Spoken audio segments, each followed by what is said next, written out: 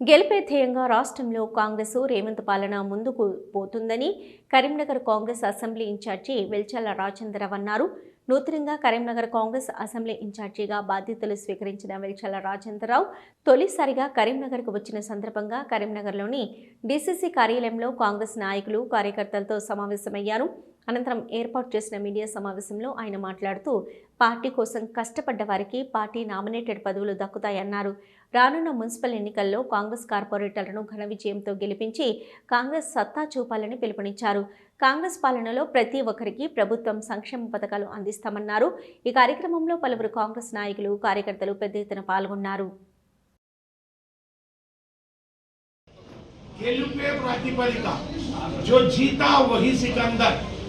మాకే 64 సీట్లు రాకపోతే ఈరోజు మేము సత్తాలో ఉండకపోతాం. కాంగ్రెస్ ప్రభుత్వం సత్తాలో ఉండకపోతే మేము ఇన్ని సంక్షేమ కార్యక్రమాలు చేయకపోతాం.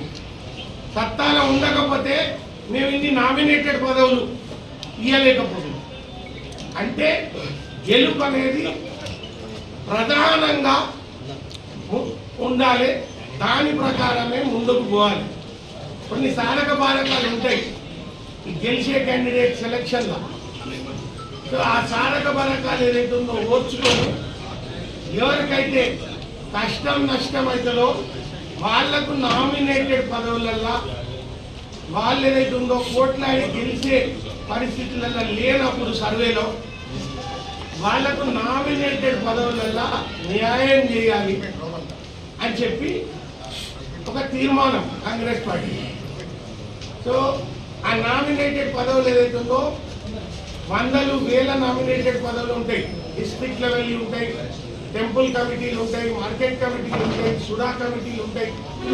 సో ఎవరెవరికి ఏదేది సూటబుల్ అవుతుంది అని చెప్పి దాని ప్రకారం ఏదైతే ఉందో వాళ్ళను సెలెక్ట్ చేసుకొని వేసుకోవడం జరుగుతుంది.